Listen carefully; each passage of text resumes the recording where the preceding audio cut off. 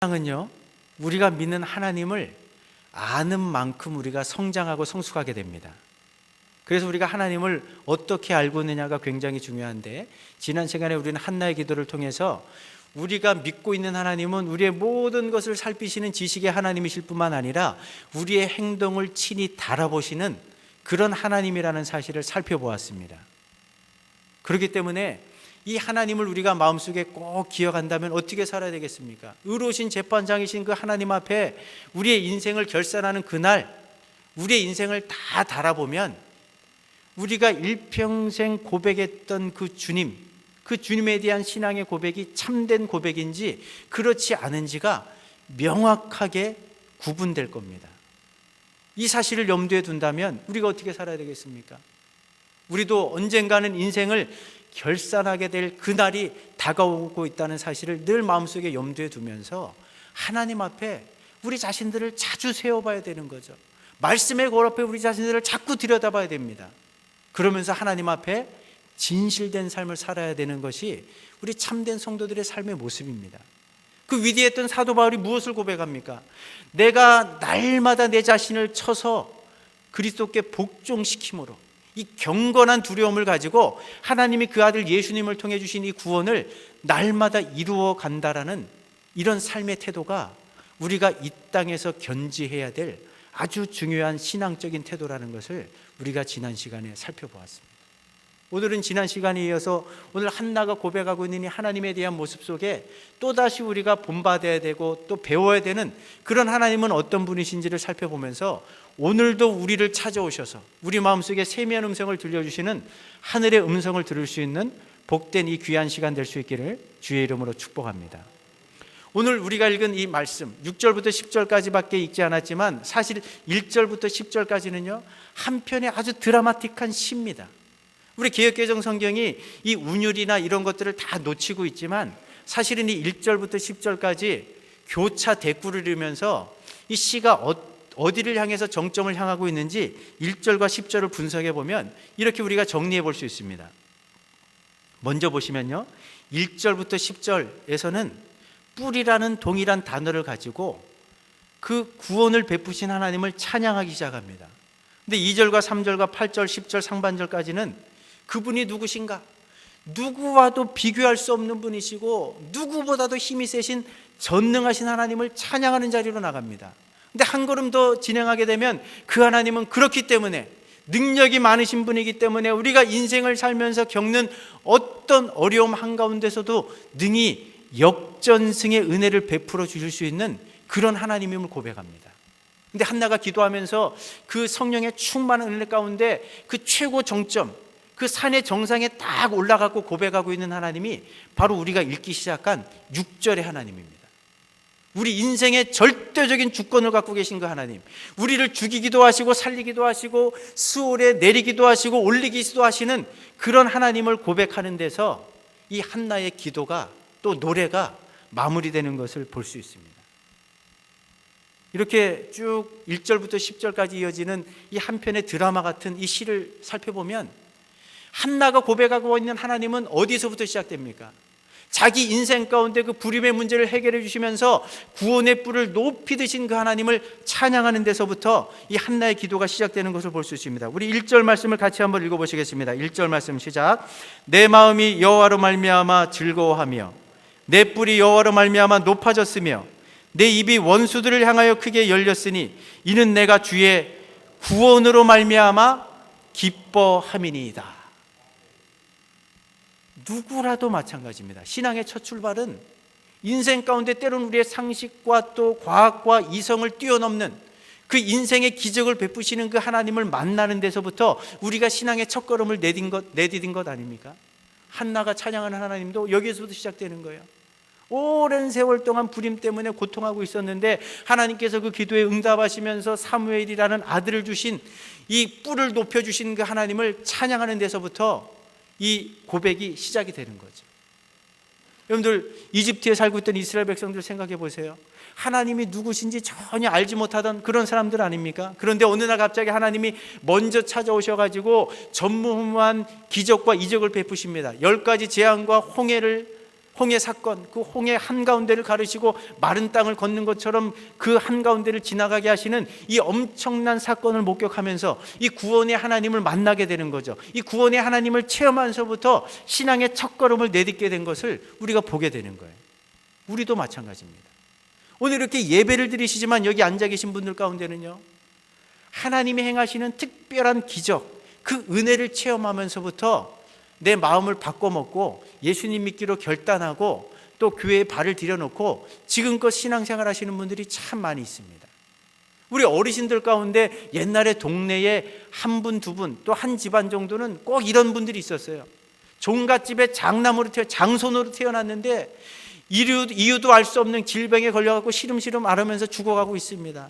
그 장손을 살려보겠다고 집안에서 한의사도 동원해보고 또 유명하다는 점쟁이를 찾아가 보기도 하고 거금을 들여갖고 푸닥거리도 해보는데 도무지 질병이 낫질 않습니다.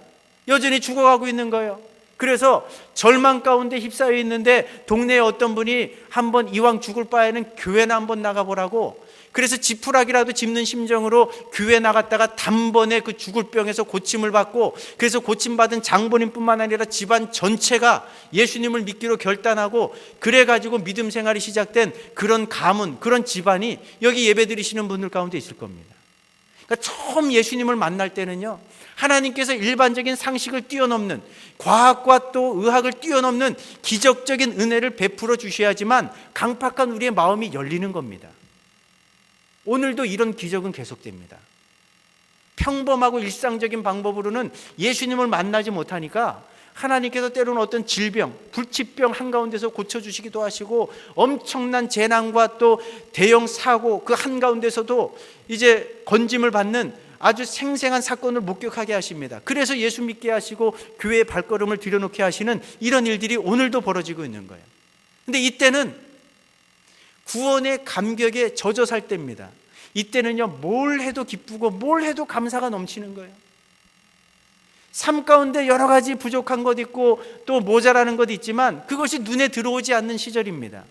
나 같은 죄인이 하나님의 은혜로 구원받으니 한 가지 은혜만 생각해도 입에서는 찬양이 끊이지 않는 거예요. 감사의 고백이 끊이지 않는 겁니다. 눈에서는 감격의 눈물이 시도 때도 없이 그 수도꼭지 틀어놓은 것처럼 흘러내려지는 그런 시절이죠. 오늘 한나가 1절에서 고백하고 있는 이런 하나님을 찬양하던 시기입니다. 마치 홍해 사건의 놀라운 구원을 체험한 이스라엘 백성들이 남정네들은 누가 먼저랄 것도 없이 그 홍해 한가운데를 건너고 난 다음에 마음속에 막 벅차오르는 감격을 이기지 못해갖고 하나님을 찬양하던 그런 시절. 여인네들은 누가 먼저 나섭니까? 미리암이 먼저 나서긴 했지만 모든 여인네들이 소고를 들고 막 격렬하게 하나님 앞에 춤을 추면서 구원의 하나님을 높이 찬양하는 이런 때가 우리에게도 있었다는 거죠. 근데 문제는 뭡니까? 이런 구원의 기쁨과 감격이 계속돼서 지속되면 얼마나 좋겠어요. 근데 어느 정도 시간이 지나다 보면 이 구원의 감격이 어느 순간 순식간에 사라져버리는 게 문제 아닙니까? 예수 믿고 난 다음에 크고 작은 인생의 어려움들이 내 삶 가운데 불어닥치면 삶이 공고해집니다. 고달퍼집니다. 그러면 고통의 시간이 찾아오는 거죠. 그러다 보면 예수님을 만났을 때의 구원의 기쁨과 감사와 감격은 온데간데 없고 도대체 내가 예수님을 믿는 이유가 무엇인지도 모른 채 고통하고 탄식하는 또 다른 시간이 우리 삶 가운데 주어지게 된다는 거예요. 근데 이스라엘 백성들을 생각해 보십시오. 홍해를 건널 때만 해도 그렇게 구원의 하나님을 목청껏 높이며 찬양했던 그 백성들, 그러나 광야의 삶을 진행해 보면서 겪어보면서 크고 작은 어려움들이 시때때로 몰려오다 보니까 그들의 입에서는 불평과 원망이 끊이지 않는 거죠. 차라리 우리가 이렇게 건짐을 받지 않고 이집트 노예 생활, 비록 자유는 없었지만 마음껏 먹을 수 있었던 그때 그 시절이 좋다, 그때로 돌아갔으면 좋겠다, 이런 탄식이 쏟아져 나오는 그런 시간들이 있다는 거예요. 우리도 마찬가지입니다. 이건 광야 이스라엘 백성들만의 경험이 아니죠. 우리도 광야 같은 인생길을 걷다 보면 내가 생각했던 대로 인생이 펼쳐지지 않는 거예요. 내가 기대했던 하나님이 나타나지 않는 겁니다. 그러다 보니까 신앙의 회의가 젖어드는 거죠. 아니 도대체 예배가 왜 필요한가? 아니 교회에서는 맨날 말씀 보고 기도하라고 하는데 말씀과 기도의 능력이 내 삶 가운데 잘 와닿지 않는 거예요. 그러니까 빈 껍데기만 왔다 갔다 하는 거죠. 알맹이는 쏙 빠진 거예요. 하나님께 전심을 드리지 못하는 겁니다. 예배 행위만 남은 겁니다. 신앙의 형식만 남아있는 거예요. 그러면서 끝도 없이 삶 가운데 찾아오는 크고 작은 어려움 때문에 불평과 원망을 늘어놓는 그런 때가 우리에게도 있다는 거죠. 왜 이런 상황이 벌어질까요? 한번 고민해 보셨습니까? 당연한 건가요? 광야의 이스라엘 백성들이 하나님을 향해 끊임없이 불평하고 원망하게 된 이유는 단순히 광야의 삶이 고달퍼서가 아닙니다. 우리도 마찬가지예요.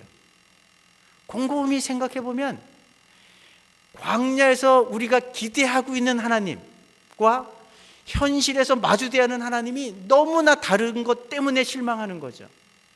여러분들 광야 이스라엘 백성들은요, 광야 길을 걸으면서 그 출애굽할 때 다시 자신들에게 나타났던 그런 하나님, 날마다 기적을 밥 먹듯이 베푸시는 그런 하나님을 기대하고 있었습니다.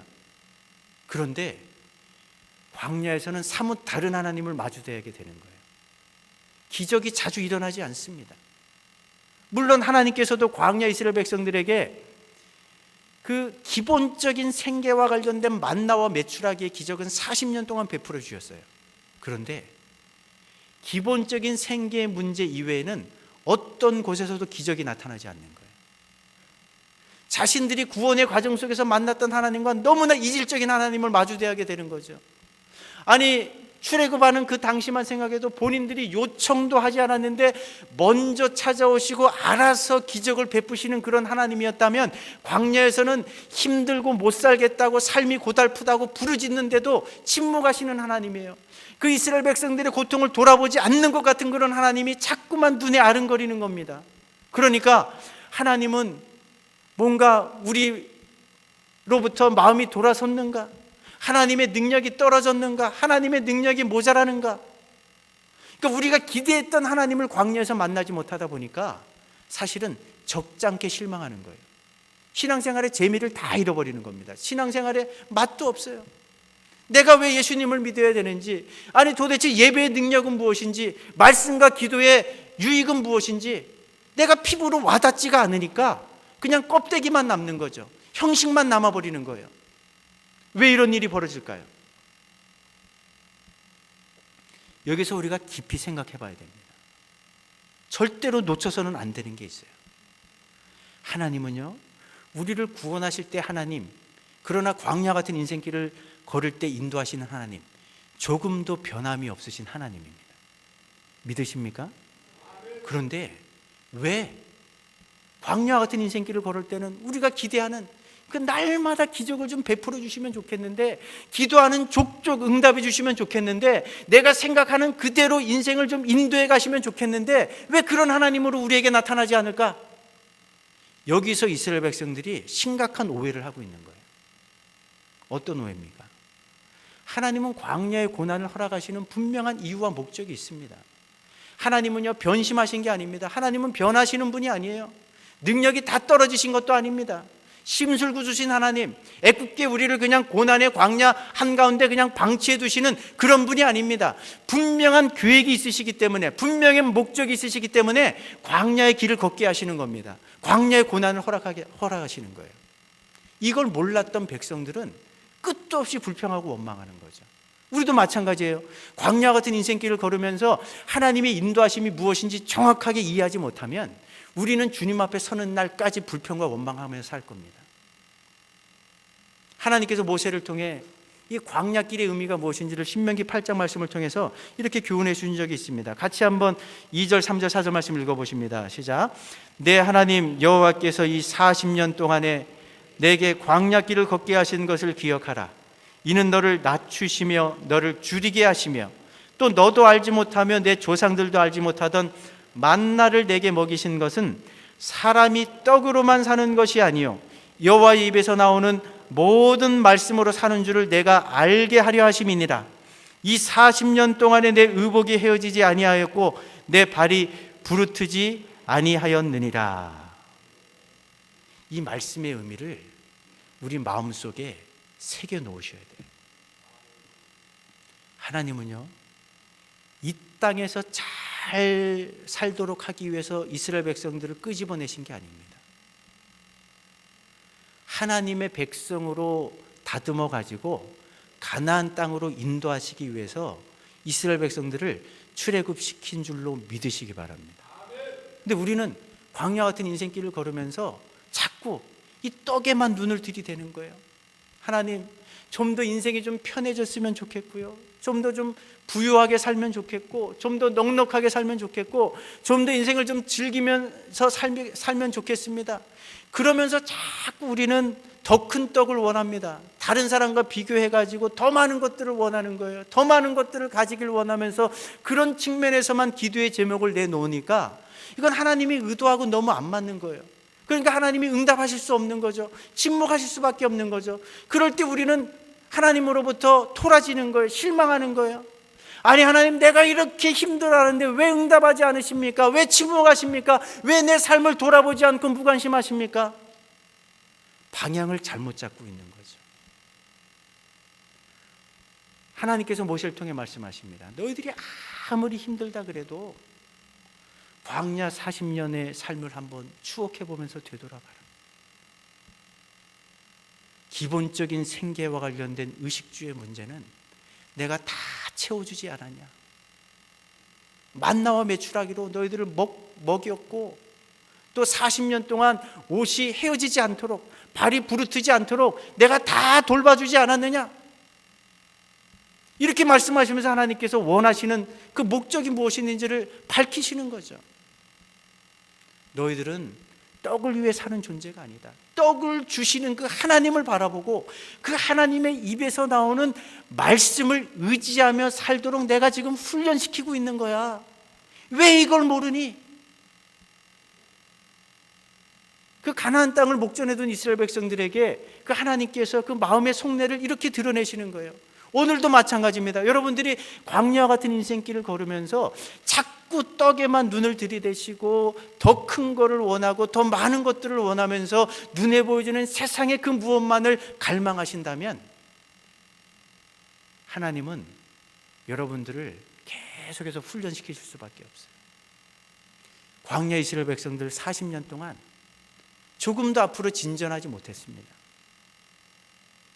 내 것을 포기하고 이 세상을 포기하고 하나님을 의지하고 하나님의 말씀을 바라보고 하나님의 말씀 앞에 내 자신을 쳐서 복종시키는 이런 자리로 나갈 때까지 계속해서 환경만 바꿨지, 사실은 군대용어로 하자면 뺑뺑이를 돌리시면서 훈련시키신 거예요. 광야 같은 우리 인생길을 가만히 들여다보면요, 똑같습니다.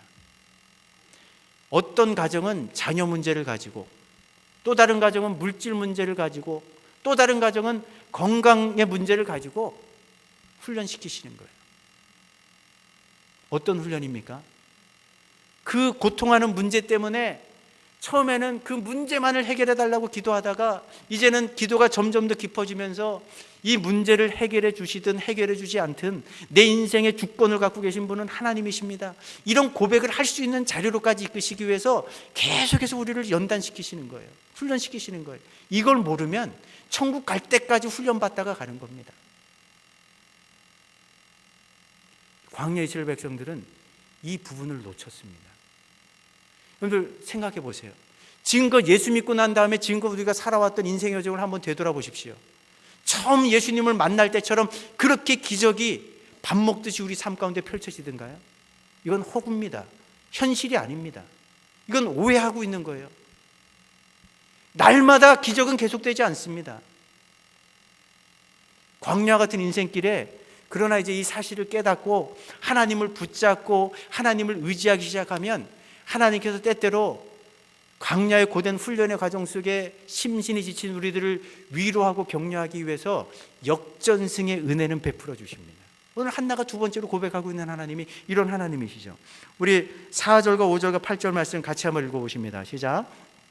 넘어진 자는 힘으로 띠를 띠도다. 줄이던 자들은 다시 줄이지 아니하도다. 전에 임신하지 못하던 자는 7을 낳았고 가난한 자를 진토에서 일으키시며 빈궁한 자를 걸음더미에서 올리사 귀족들과 함께 앉게 하시며 영광의 자리를 차지하게 하시는도다. 역전승의 은혜를 여전히 우리 하나님은 베푸실 수 있다는 거예요. 믿으십니까? 그런데 여기서도 조심할 부분이 있어요. 광야와 같은 인생길에서는요, 기적이 그렇게 자주 일어나지 않습니다. 이 역전승의 은혜도 그렇게 자주 경험할 수 있는 은혜는 아니에요. 그렇잖아요. 여러분들이 인생 가운데 진짜 내가 기도한 대로, 아니 그것 이상으로, 자 이건 진짜 하나님이 내 인생에 개입하셔갖고 특별한 은혜를 주신 거라는 이 역전승의 은혜를 고백할 수 있는 삶의 순간은 그렇게 많지 않습니다. 진짜 하나님을 붙잡고 살려고 하는 우리들, 그러나 이 연단의 과정이 깊어지고 길어지다 보면 낙심할 수 있잖아요. 지칠 수 있잖아요. 또 때로는 쓰러지고 넘어질 수 있잖아요. 그럴 때 하나님께서 우리를 위로하시기 위해서 주시는 은혜예요. 격려하시면서 너 그래 잘하고 있다, 그래 앞으로도 계속 그렇게 잘 가야 돼, 그러면서 때때로 우리를 위로하시기 위해서 역전승의 은혜를 베푸시지만 이 은혜가 밥 먹듯이 날마다 반복될 수는 없다는 거죠. 이게 현실입니다. 이게 우리의 신앙의 현실이에요. 하나님이 우리를 궁극적으로 이끄시는 자리는요, 역전승의 은혜를 경험하는 자리가 아니에요. 오늘 이 한나의 이 고백, 이 기도를 통해서 하나님께서 우리를 어디로 이끄시길 원하시는지, 하나님이 우리를 궁극적으로 이끄시려고 하는 그 자리가 어떤 자리인지 우리가 설교를 시작하면서 살펴보았던 1절부터 10절까지의 이 말씀을 다시 한번 살펴보면요, 그 정점이 어디입니까? 그 정상이 어디입니까? 바로 6절이에요.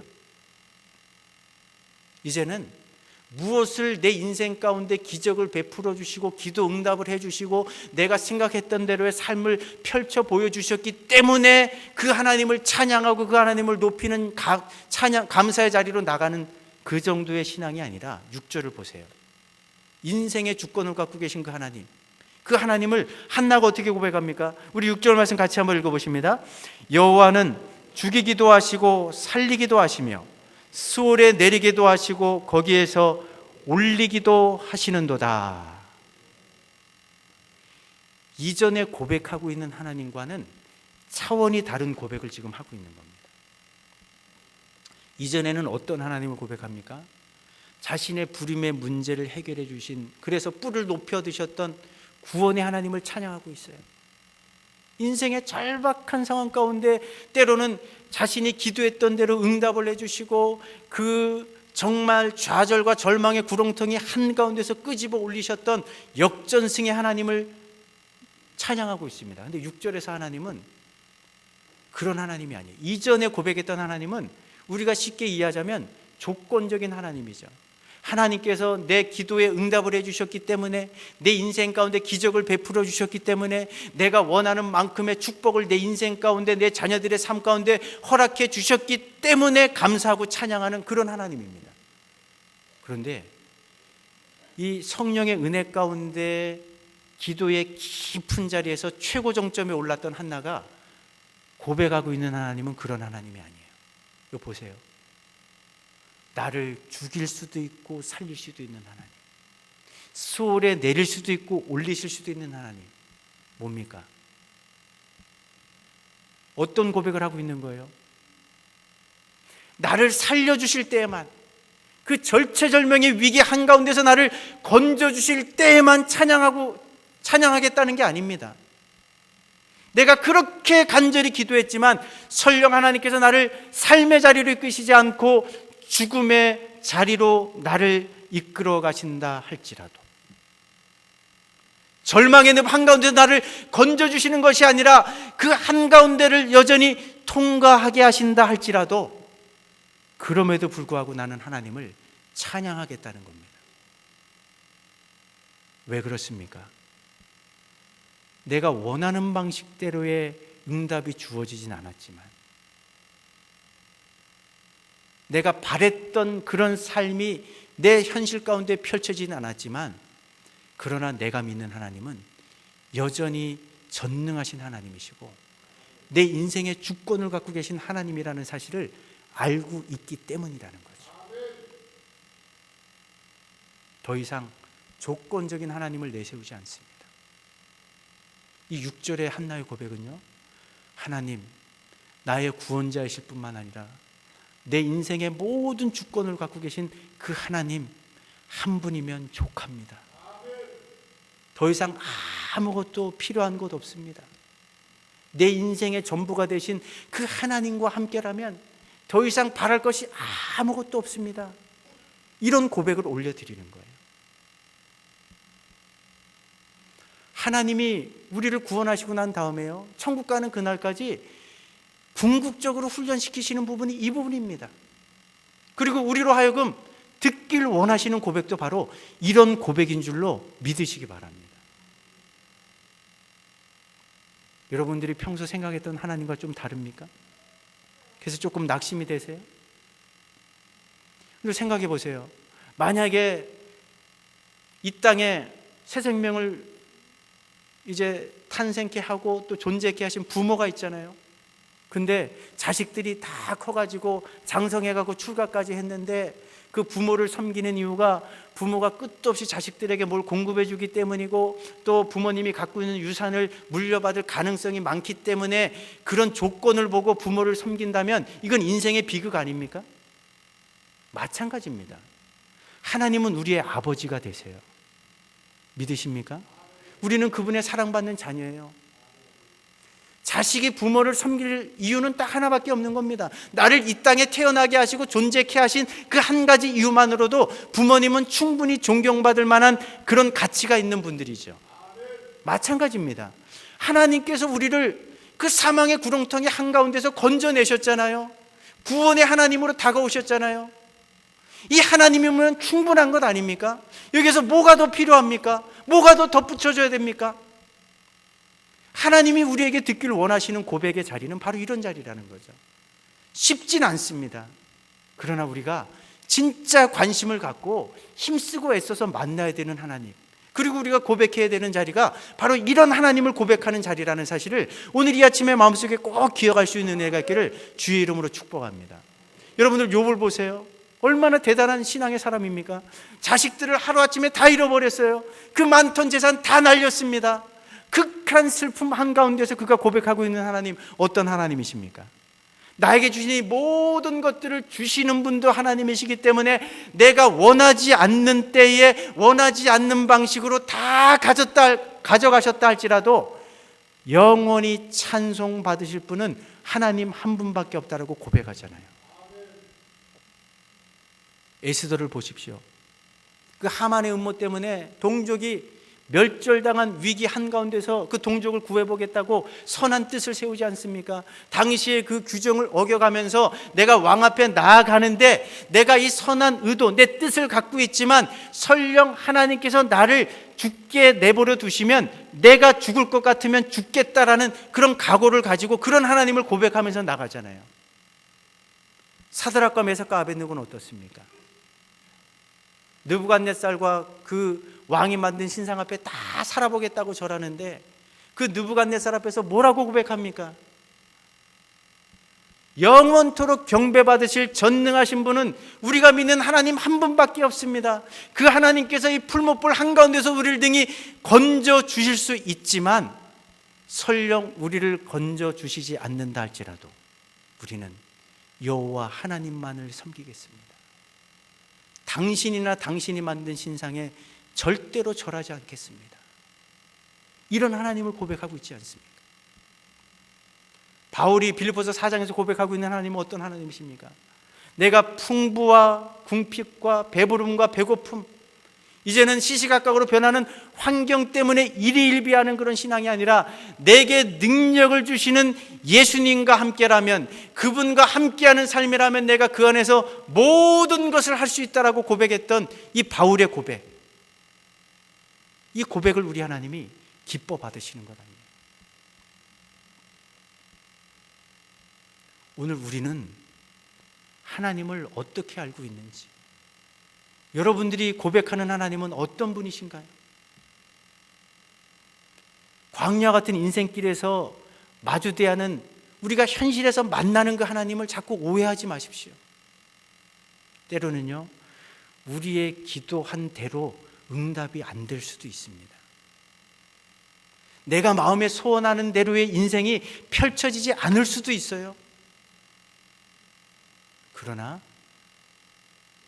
여전히 우리가 믿는 하나님은, 나를 구원하신 하나님은 전능자 하나님이십니다. 내 인생에 절대적인 주권을 갖고 계신 하나님이세요. 믿으십니까? 이 하나님을 진짜 고백하는 당신의 자녀들을 하나님이 어찌 이 험한 세상의 고아처럼 방치해 두시겠어요? 예수님이 말씀하시잖아요.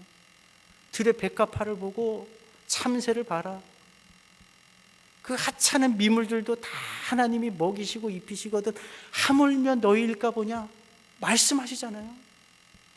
그래서 생각해 보세요. 진짜 자식이 아무런 조건 없이 진짜 이 험한 시대에 나를 낳아주시고 길러주신 것, 그 한 가지 사실만으로도 너무너무 감사합니다. 나는 부모님이 그냥 살아계신 것, 그거면 족합니다.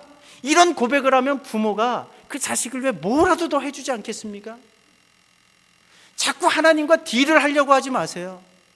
조건을 내세워갖고 그 조건이 충족될 때만 하나님 앞에 감사의 고백을 올리려고 하지 마십시오. 얕은 신앙 그 단계에 머물지 마세요. 우리를 구원하시기 위해 하나밖에 없는 아들까지 내어주신 그 하나님이 이제 우리를 위해 못하실 일이 뭐가 있으시겠습니까? 그런데도 그 하나님께서 최대한 절제하시면서 광야의 그 험난한 인생길에서 우리를 어떤 자리로 이끄시려고 하는 거예요? 세상 그 무엇 바라보지 않고, 세상 그 무엇 의지하지 않고 전적으로 하나님만 의지하는 그 하나님의 절대 주권을 인정하고 고백하는 그런 삶의 자리로 이끄시려는 분이 우리 하나님이십니다. 이 고백을 우리 하나님이 오늘도 듣길 원하십니다.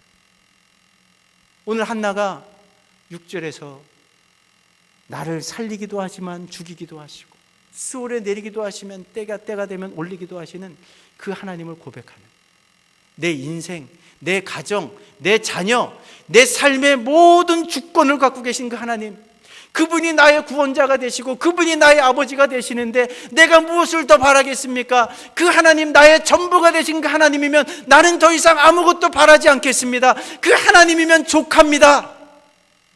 이런 마음의 중심의 고백을 하나님 앞에 올려드릴 수 있는 오늘 창원대교회 모든 성도들 될 수 있기를 주의 이름으로 축복합니다.